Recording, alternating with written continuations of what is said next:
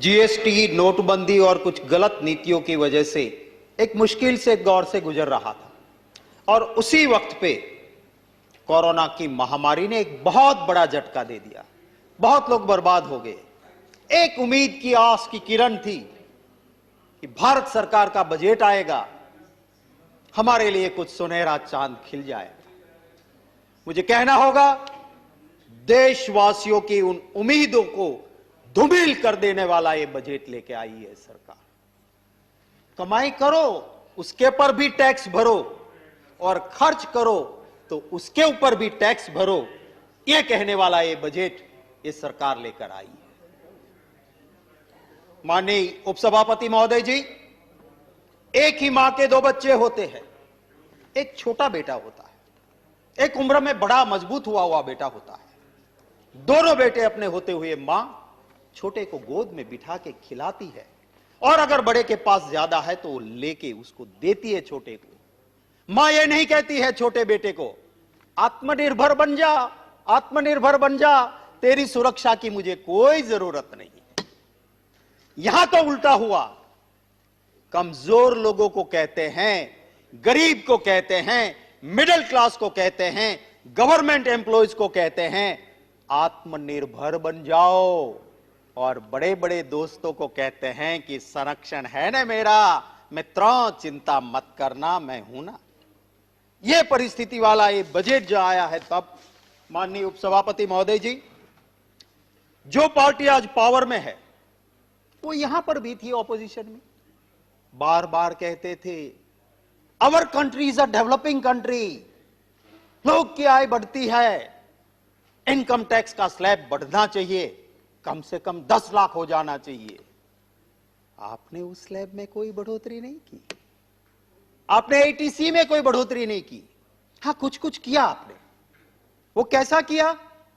जैसे इंटरनेट में बैठते हैं ना महोदय, कहीं कहीं बहुत अट्रैक्टिव प्रपोजल लगती है, चलो इसको खरीद लो, बहुत बढ़िया है, पर फिर धीरे से लिखा होता है T&C apply, terms and condition applies, और जब वो टर्म्स एंड कंडीशन में जाओगे तो पाओगे कि यहां तो ठगे गए हो, कुछ मिलेगा नहीं। इस बजट में भी ऐसा है। लफ्ज हुआ सीनियर सिटीजन, सीनियर सिटीजन 60 साल में आ जाता है, ये नई डेफिनेशन लेके आए 75 साल। जोर जोर से कहा गया कि उसको टैक्स नहीं भरना होगा, इसको रिटर्न नहीं भरना होगा। फिर टर्म्स एंड कंडीशन आई कि जो पेंशनर है वही, और जिसकी सिर्फ इंटरेस्ट की इनकम है वही, बाकी तो 80 साल के बूढ़े को भी वही की वही हालत है। तो ये उपसभापति महोदय जी, इस बजट की असलियत है। भावनगर में शिप ब्रेकिंग यार्ड है, शिप ब्रेकिंग को डबल करने की आप बात करते हो। आपने देखा 5 साल का एवरेज देखो, 55 से 75, 55 टू 75 प्लॉट्स ही ऑपरेशनल है। क्यों? क्योंकि आपकी पॉलिसी कुछ बीच में आती है।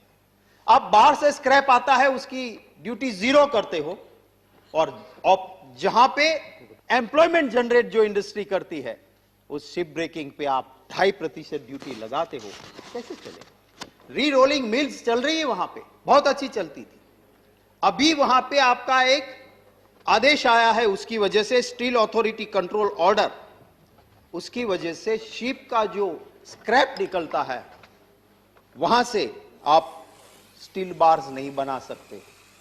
मैं कहता हूं कि क्वालिटी को जरूर मेंटेन करें, पर किंतु 20 mm तक के स्टील बार बनाने के लिए इसमें मंजूरी मिल जानी चाहिए।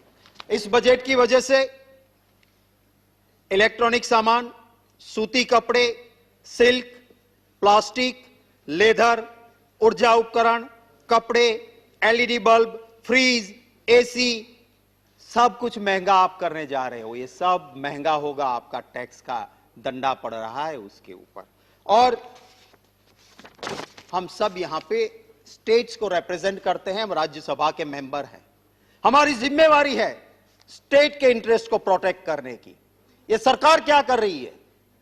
14वें वित्त आयोग ने कहा है कि जो भी टैक्स लेगी भारत सरकार, 40% स्टेट को देना पड़ेगा।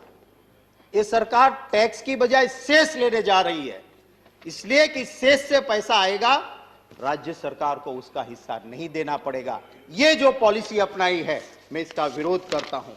माननीय महोदय, मैं ये जरूर कहूंगा कि वित्त मंत्री जी तो जो है ना, बहुत शालीन है, बहुत अच्छी है।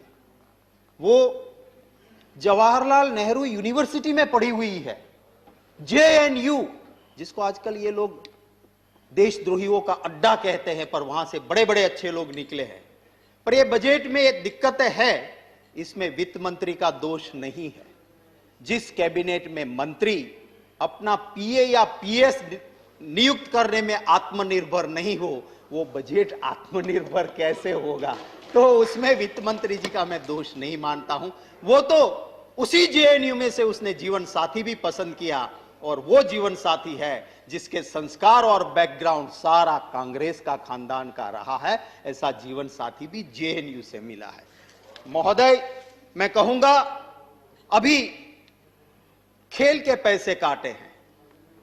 राज्य वित्त मंत्री जी को मैं आपके जरिए कहना चाहूंगा कि जरा कभी कभी वो ठाकुर वाला अपने में भी दिखाओ यार। आप तो स्पोर्ट्स से जुड़े हुए हो, वो पैसे काट रहे हैं तो जरा उधर भी ठाकुरपन थोड़ा दिखाना पड़ेगा। कभी कभी अंदर वालों को भी वो दिखाना जरूरी होता है। माननीय महोदय, यहां पे कहा गया कि मंडी बंद नहीं होगी। मैं कहना चाहता हूं क्यों बंद होगी। एक काले कानून आने की वजह से जो APMC चलती है वो किसके ऊपर चलती है?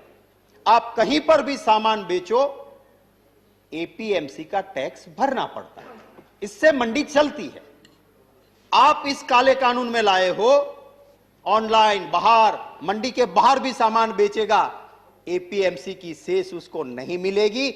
बताओ मुझे, APMC कैसे जिंदा रहेगी जिसके पास और कोई चारा ही नहीं है? एक किसान, मत समझो आप, एक कुदरत का दिमाग भी पहचान लेता है तो तुम्हारा काला कानून तो कैसे भूल पाएगा? वो जरूर पहचान लेता है। ये मत कहो कि उसने कानून को समझे नहीं है, ये कहो कि हमारे कानूनों को किसान अच्छी तरह से समझ चुके हैं, इसलिए वो आंदोलित हुए हैं, इसलिए वो जान दे रहे हैं, इसलिए वो आपके खिलाफ लड़ रहे हैं। यहां बजट में जिक्र हुआ महोदय कि ये ऑस्ट्रेलिया में क्रिकेट टीम जीत के आई, हमें भी खुशी है, इतिहास रचा दिया, बहुत बहुत बधाई हमारी क्रिकेट टीम को।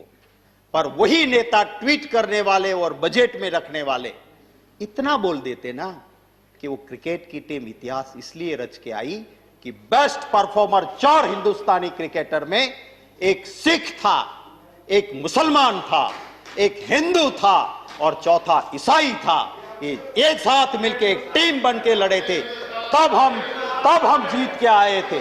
और जिसको ये तोड़ने की बात करते हैं, इन दिलों को जो तोड़ने की बात करते हैं, उनको ये समझना होगा। Please maintain silence please. इससे कोई फायदा नहीं होगा। महोदय, मैं ये कहना चाहता हूं, प्लीज मेंटेन साइलेंस। बैठे महोदय, मैं आपके जरिए please maintain silence. Please maintain. Anurag ji, जब सच कहा जाता है तो अनुराग जी, और उसके लिए मैं इनको जय जी बैठ जाए। अनुराग जी बैठे। महोदय, सच सुनने की तैयारी रखनी चाहिए। हमने भी मंत्री जी को सुना था, वो थोड़ी थोड़ी मिर्ची लगती है और वो जरूरी है। गोयल साहब की बात जा रही है on record. No one else will go on record. Please let's maintain the decorum please. धन्यवाद। मैं महोदय, यहीं से कहा गया था कि सच, मैंने इसी हाउस में सुना कि सच सुनने की तैयारी रखनी चाहिए, सच सुनने से मोक्ष मिलता है। तो मैं उसी लाइन को दोहराते हुए मेरी बात आगे बढ़ाता हूं। महोदय, MSP 2011 में भूपेंद्र जी आज के प्रधानमंत्री गुजरात के मुख्यमंत्री थे मनमोहन सिंह जी साहब, एक निष्ठावान प्रामाणिक आदमी यहां बैठे थे, प्रधानमंत्री थे। उन्होंने विरोधी दल के एक चीफ मिनिस्टर को उस कमेटी की जिम्मेवारी दी। उस कमेटी ने 2011 में एक रिपोर्ट सबमिट की और उसमें लिखा कि मिनिमम सपोर्ट प्राइस कानून नहीं बनेगा तो किसान को फायदा नहीं है। एमएसपी कानून होना चाहिए, वो मोदी जी की अध्यक्षता वाली कमेटी ने कहा था। आज उस बात को आप भूल गए और आप मनमोहन सिंह जी को कोट करते हो, आप शरद पवार जी को कोट करते हो, आउट ऑफ कंटेक्स्ट कोट करते हो। उनकी सही बात मानो तो उन्होंने कहा था कि जरूर ये चीजें होगी, पर उसके साथ साथ किसानों की सुरक्षा वाले कानून की बात थी। उसमें से 2 पॉइंट उठा के कांग्रेस के मैनिफेस्टो की बात करो तो उसमें भी हमने किसान की सुरक्षा पूरी तरह से रखी थी। मैं मेरे साथी को ज्यादा टाइम मिले इसलिए लंबी बात नहीं करते हुए आखिरी 4 पंक्ति बोल के मैं मेरी बात खत्म करता हूं और मेरा बचा हुआ वक्त मेरी पार्टी को मिले इसलिए मैं छोड़ता हूं। किसान अपने ढेरों दुखों का दुखड़ा, किसान अपने ढेरों दुखों का दुखड़ा सरकार आपके द्वार फोड़ता है। मजदूर अभी भी पत्थर तोड़ता है, पूंजीपति आपके साथ दौड़ता है, मजे करता है। रह गए वह जो मेरे भारत का नारा लगाते हैं, रह गए वो जो कहते हैं जय जवान जय किसान। उसे आप कहते हो तेरे लिए कुछ नहीं, तुम तो दाल रोटी खाओ, प्रभु के गुण गाओ, आत्मनिर्भर इनके पाले नहीं पड़ता। थैंक यू महोदय।